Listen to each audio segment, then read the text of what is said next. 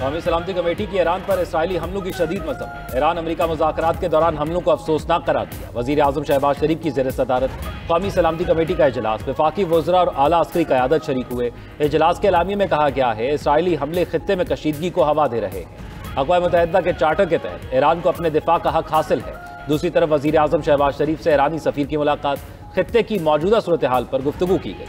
रज़ा अमीरी ने इसराइल और अमरीकी जारियत पर वज़ीर आज़म को ब्रीफिंग दी। कहा कि हमले ईरान की खुद मुख्तारी और बैनुल-अक़वामी कवानीन की खिलाफ वर्जी हैं, अपना दिफा जारी रखेंगे। वज़ीर आज़म शहबाज शरीफ का ईरान के अवाम और हुकूमत से यकजहती का यादा, कीमती जानों के ज़िया पर ताज़ियत की।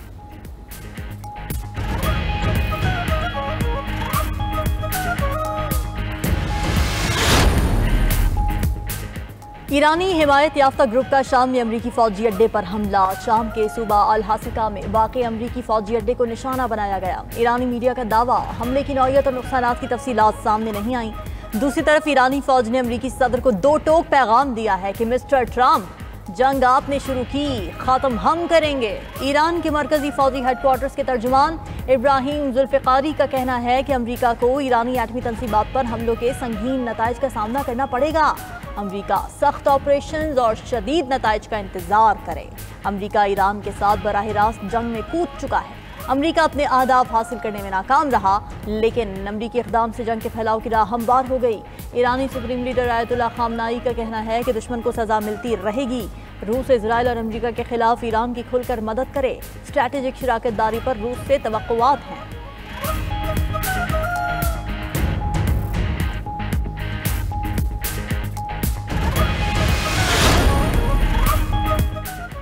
कई मुल्क ईरान को एटमी वॉर हेड्स देने को तैयार हैं। ईरान में यूरेनियम की अफजोदगी का अमल जारी रहेगा। रूसी सिक्योरिटी काउंसिल के डिप्टी चेयरमैन दमित्री मेदवेदेव का कहना है ट्रंप ने अमेरिका को नई जंग में धकेल दिया। अमेरिकी सदर अब धांधली ज़दा नोबेल इनाम को भूल जाएं।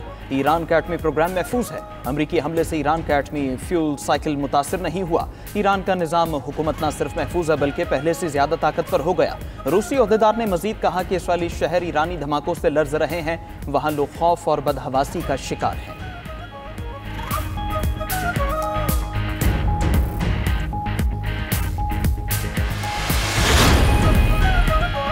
ईरानी पार्लियामेंट ने आबनाए हरमुज को बंद करने की करारदाद मंजूर कर ली। आलमी मईशत पर आबनाए हरमुज की बंदिश की खबरों के मनफी असरात। आलमी मंडी में खाम तेल की कीमतों में 3% से ज़ायद इजाफा हो गया। ब्रेंट खाम तेल दौरान ट्रेडिंग तकरीबन $80 में फरोख्त हुआ। WTI खाम तेल $76 फी बैरल की सतह उबूर कर गया।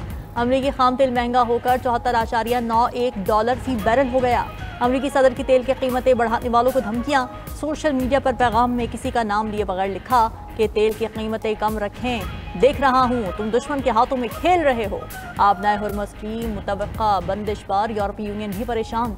यूरोपीय यूनियन खारिजा पॉलिसी के सरबरा काया खलास ने कहा कि आबनाए हरमुज को बंद करना इंतहाई खतरनाक होगा। ये इक़दाम किसी के लिए भी अच्छा नहीं होगा। आबनाए हरमुज से दुनिया की 20% तेल और गैस की तरसील होती है। अमरीकी वज़ीर ख़ारिजा मार्को रूबियो का कहना है कि चीन ईरान को आबनाए हरमुज को बंद करने के असरात से आगाह करे।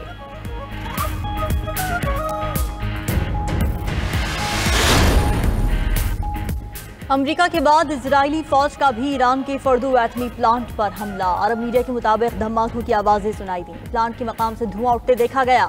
इजरायली फौज का ईरान के मुख्तलिफ शहरों पर ताज़ा हमलों में 6 हवाई अड्डों और मुतअद्दिद तैयारों को तबाह करने का दावा।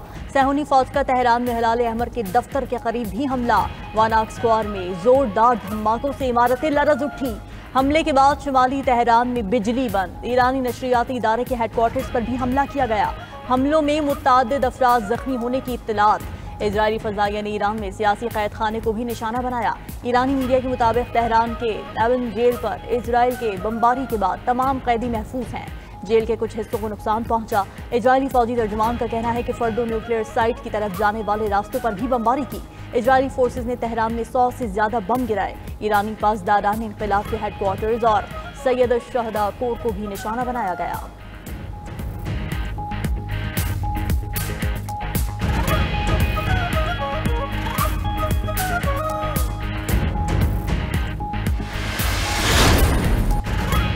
ईरान का जनूबी इसराइल में बैलिस्टिक मिसाइलों से हमला। इसराइली पावर प्लांट तबाह, कई इलाके तारीकी में डूब गए। ईरानी मीडिया के मुताबिक इसराइल पर खैबर शिकन, हिम्मात, कदर, फतावन मिसाइल दागे। मिसाइल गिरने से कई इसराइली शहरों में धमाके सुने गए। खबर एजेंसी के मुताबिक ईरान ने इसराइल पर 9 मिसाइल दागे। ईरानी मिसाइल ने जनूबी इसराइल के शहर अशदूद में तबाही मचा दी। मिसाइल ने अशदूद में पावर स्टेशन को निशाना बनाया। गाड़ी में लगे कैमरे ने सारा मंजर रिकॉर्ड कर लिया। इसराइल इलेक्ट्रिक कॉरपोरेशन ने कई कस्बों में बिजली की फराहमी में खलल की तस्दीक कर दी। ईरान के हमले के बाद शुमाली और वस्ती इसराइल में सायरन गूंज उठे। तेल अवीव और यरूशलेम समेत इसराइली शहरों को पनाहगाहों में जाने की हिदायत जारी। ईरान के ताबड़तोड़ हमलों से परेशान इसराइलियों का मुल्क छोड़कर भागने का सिलसिला जारी। एयरपोर्ट्स अथॉरिटी के मुताबिक एक दिन में 25,000 अफराद की मुल्क छोड़ने की दरखास्तें मिली।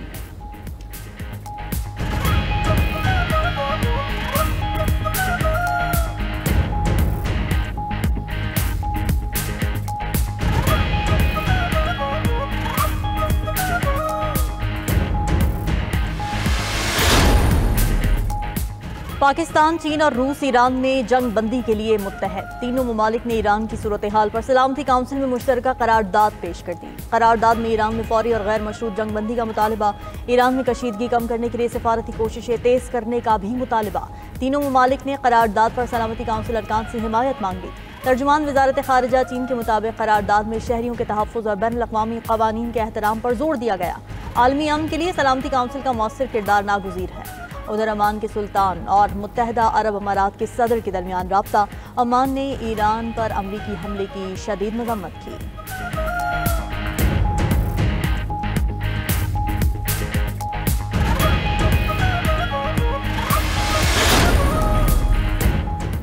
अमरीकी सदर ने ईरान में निज़ाम हुकूमत की तब्दीली का इशारा दे दिया। सोशल मीडिया पोस्ट में लिखा कि रिजीम चेंज की इस्लाह इस्तेमाल करना सियासी तौर पर दुरुस्त नहीं। अगर मौजूदा ईरानी हुकूमत नाकाम है तो तब्दीली क्यों नहीं होनी चाहिए। B-2 तैयारों के पायलट्स की तारीफ करते हुए ट्रंप ने लिखा कि अमरीकी फौज ने मुकम्मल और फैसलाकुन फतह हासिल की। हमने बम को ईरान के हाथ से छीन लिया। अगर उन्हें मौका मिलता तो वो ये बम जरूर इस्तेमाल करते। अमरीकी सदर और बरतानवी वज़ीर आज़म का टेलीफोनिक राब्ता। ट्रंप ने कहा ईरान के खिलाफ इक़दाम का मकसद खतरात को कम करना था। दोनों रहनुमाओं ने इत्तफाक किया कि ईरान को कभी भी एटमी हथियार नहीं बनाने देंगे। अमरीकी सदर ने कौमी सलामती टीम का इजलास आज बुला लिया। आइंदा की हिकमत अमली पर मुशावरत करेंगे। ट्रंप कल नेटो के सालाना सरबराही इजलास में भी शिरकत करेंगे।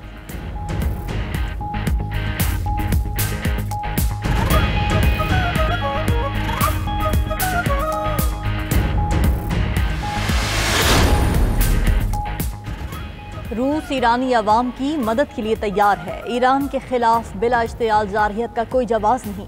रूसी सदर व्लादिमीर पुतिन की ईरानी वज़ीर ख़ारिजा अब्बास अराग़ची से मुलाकात में गुफ्तगू। कहा कि ईरानी अवाम की मदद की कोशिश करेंगे। मेरी नेक तमन्नाएं ईरानी सदर और रहबर आला तक पहुँचाएँ। इस मौके पर ईरानी वज़ीर ख़ारिजा ने ईरान की हिमायत पर रूसी सदर का शुक्रिया अदा किया। कहा कि रूस आज तारीख़ और बैनुल अक़वामी क़ानून की दुरुस्त जानिब खड़ा है। अमरीकी और इजरायली हमलों ने मशरिक़ वुस्ता में कशीदगी बढ़ाई। अमरीका ने ईरान को धोखा दिया। जारहियत के तबाह को नताइज बरामद होंगे। ईरान अपनी आज़ादी और खुद मुख्तारी पर कोई समझौता नहीं करेगा। तेहरान अमरीका और इजराइल के इक़दामात को नाजायज़ समझता है।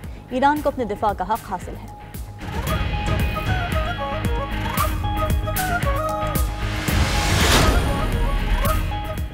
ऑपोजिशन का हुकूमत और पीपल्स पार्टी पर पाकिस्तान के नाम पर सियासत करने का इल्जाम। चेयरमैन PTI बैरिस्टर गौहर का कहना है हर पाकिस्तानी समझता है कि पाकिस्तान की कामयाबी उसकी कामयाबी है।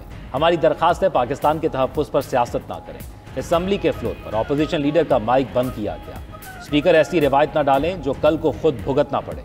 उमर अयूब बोले हुकूमत के पास मैंडेट नहीं है। अभी बजट पास भी नहीं हुआ कि महंगाई बढ़ गई। बजट से मईशत तबाह हो जाएगी। ये लोग मुल्क के साथ संजीदा नहीं।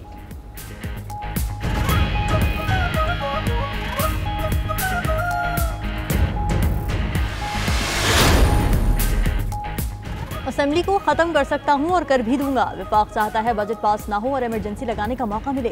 बानी PTI ने जब हुक्म दिया असेंबली तहलील कर दूंगा। वज़ीर आला KP अली अमीन गंडापुर का KP असेंबली में इज़हार ख्याल। कहा कि गवर्नर खैबर पख्तूनख्वा बजट मंजूरी के अमल के खिलाफ साजिश कर रहे हैं। आइन तोड़ने वालों की भूल है कि उनका एहतसाब नहीं होगा। बानी PTI का इख्तियार हमारे पास अमानत है। किसी और को ये इख्तियार इस्तेमाल नहीं करने देंगे। बानी चेयरमैन ने जब हुक्म दिया असेंबली तहलील करने में वक्त नहीं दूंगा।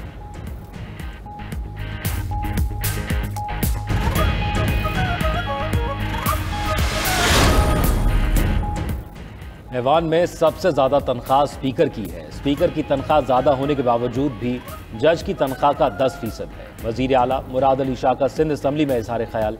कहा कि मजदूर की कम अज़ कम तनख्वाह 42,000 होनी चाहिए।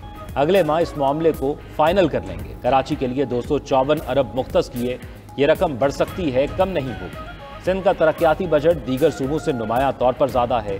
इस साल 1460 स्कीमें मुकम्मल करने जा रहे हैं। सिंध की महसूलात की शरह नमू विफाक से बेहतर है। ब्यूरोक्रेसी ने गलत रास्ता दिखाकर ज़रूरी शोबे को नुकसान पहुंचाया।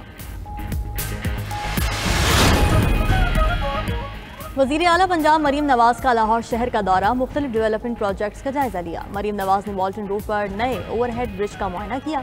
मरीम नवाज ने कहा कि रूट 47 पंजाब के रोशन और पायदार मुस्तकबिल की जानिब एक और नुमाया इक़दाम है। सिर्फ एक सड़क नहीं बल्कि पंजाब में स्मार्ट तरक्की की नई दास्तान है। कलमा चौक की वॉल्टन से मिलाने वाला रूट 47 को 1947 की जद्दोजहद आज़ादी से मंसूब किया गया।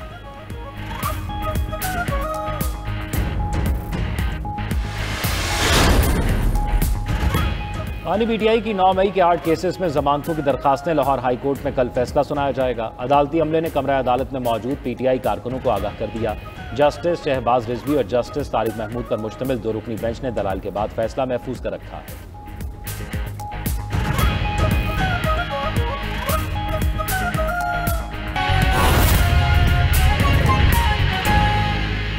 अमेरिका की जो सबसे बड़ी बेस है मशरक़ वस्ता में वो है कतर में, और कतर पर अमरीकी बेसिस पर ईरान की जानिब से अब हमला कर दिया गया है और 6 मिसाइल दाग दिए गए हैं ईरान की जानिब से कतर में अमरीकी अड्डों पर, क्योंकि अमरीका की जानिब से एस्केलेशन देखी गई। इससे पहले जो ये जंग चल रही थी वो ईरान और इजराइल के दरमियान थी, मगर जब अमरीका बराह रास्त इसमें मुलव्वस हुआ और ईरान की 8वीं तनसीबात को निशाना बनाया, बंकर बस्टर बमों से निशाना बनाया, और ये दावा किया जा रहा था कि तमाम 8वीं तनसीबात फर्दों समेत, जहाँ पर अमरीका का ये दावा था कि यहाँ पर इनरिच्ड यूरेनियम मौजूद है, जब उन साइट्स को निशाना बनाया गया और अमरीका की जानिब से दावा किया गया कि उन तमाम चीज़ों को तबाह कर दिया गया है, वो तमाम साइट्स मुकम्मल तौर पर तबाह हो चुकी हैं, तो उसके बाद ईरान की जानिब से सख्त रद्द-ए-अमल सामने आया था और पूरी दुनिया ही रिएक्ट कर रही थी इस चीज़ के ऊपर। मुख्तलिफ हमें ब्लॉग्स बनते हुए भी नज़र आया। पाकिस्तान की जानिब से ईरान को सपोर्ट किया गया, मशरक़ वस्ता के भी मुख्तलिफ ममालिक, इस्लामी बरादर ममालिक ईरान को सपोर्ट करते नज़र आ रहे थे। मगर अब ये देखा जा रहा था कि क्या